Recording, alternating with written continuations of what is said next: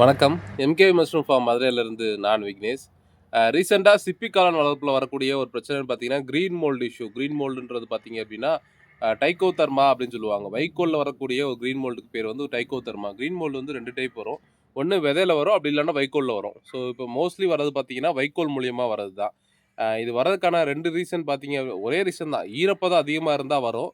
So அது வந்து 2 வழியில வரும். ஒண்ணு வந்து பார்த்தீங்க அப்படின்னா, ஒண்ணு நம்ம சரியா ட்ரை பண்ணல, வைக்கோல சரியா ட்ரை பண்ணல அப்படின்னா, அது மூலியமா ட்ரைக்கோதெர்மா அப்படின்ற ஃபங்கஸ் வந்து வரும். அப்படி இல்ல நல்லா ட்ரை பண்ணி போட்டாலும் வருது அப்படின்னா, சில வைக்கோல் வந்து ஒரு மாரி நொச நொசன்னு இருக்கும். அதாவது எவ்வளோ காய வச்சாலுமே பார்த்தீங்கன்னா, அதில ஈரப்பதம் இருந்துகிட்டே இருக்கும். வைக்கோல் பார்த்தாலே ஒரு மாரி கருப்பு கலர்ல சேஞ்சஸ் ஆயி, அ எவ்வளோ காய வச்சாலும் அந்த ஈரப்பதம் அதில இருக்கிற மாரி தான் இருக்கும். ஸோ அந்த மாரி வைக்கோல் போடும்போதும் நமக்கு இந்த டைக்கோதெர்மா பிரச்சனை வரும். ஸோ இந்த டைக்கோதெர்மா ப்ராப்ளம் பார்த்தீங்கன்னா, ஒரு பெட்லேருந்து இன்னொரு பெட்டுக்கு ஸ்ப்ரெட் ஆகிட்டே இருக்கும்.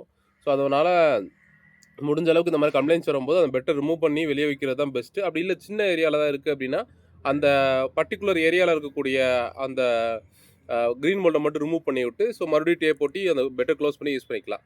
ஸோ ஃபர்ஸ்ட்டு இந்த இது கண்ட்ரோல் பண்றது பார்த்தீங்க அப்படின்னா, ஒண்ணு நீங்க வந்து ஈரப்பதம் நல்லா ட்ரை பண்ணி போடணும். இது வெயில் காலம் தானே, நான் ஈரம் வந்து அதிகமா போட்டுக்கிறேன் அப்படின்லாம் பார்த்தீங்க அப்படின்னா, கண்டிப்பா ஒர்க் அவுட் ஆகாது. நல்லா ட்ரை பண்ணி போடுங்க. எந்த அளவுக்கு நீங்க வைக்கோல ட்ரை பண்ணி போடுறீங்களோ, ஸோ அந்த அளவுக்கு உங்களுக்கு எந்த ஒரு இஷ்யூவுமே வராது. பெட்ட பொறுத்தவரைய. எப்பயுமே எல்லா கிளைமேட்லயுமே. ஸோ அதனால முடிஞ்ச அளவுக்கு நல்லா ட்ரை பண்ணி போடுங்க. தென் வந்து பார்த்தீங்கன்னா, வைக்கோல் வைக்கோல் சப்போஸ் உங்களுக்கு நல்லா ட்ரை பண்ணி போட்டுமே உங்களுக்கு வந்து அந்த கம்ப்ளைண்ட்ஸ் ரிப்பீட் ஆகிட்டே இருக்கு அப்படின்னா, நீங்க என்ன பண்ணலாம், வைக்கோல சேஞ்ச் பண்ணி பாருங்க.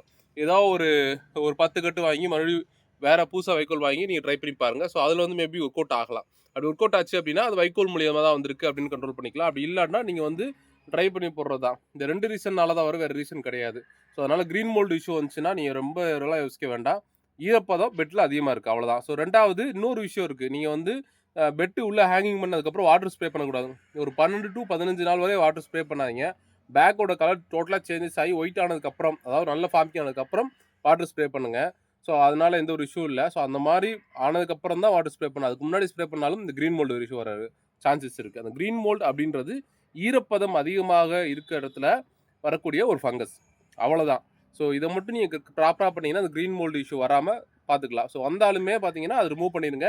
சின்ன ஏரியால இருக்குன்னா, அத கட் பண்ணி எடுத்துட்டு இந்த இடத்துல டேப் போட்டு மறுபடியும் வந்து வச்சுக்கலாம். ஸோ அவ்வளோதான். சரிங்களா? ஸோ இது போக வேற ஏதாவது காளான் பண்ணைய பத்தின சந்தேகங்கள் இல்ல, டவுட்ஸ் இருந்துச்சு அப்படின்னா, என்னோட நம்பருக்கு கால் பண்ணுங்க, இல்ல மெசேஜ் பண்ணுங்க. இல்ல இந்த வீடியோக்கு கீழ கமெண்ட் பண்ணுங்க. ஸோ அடுத்த வீடியோல பார்க்கலாம். பாய்.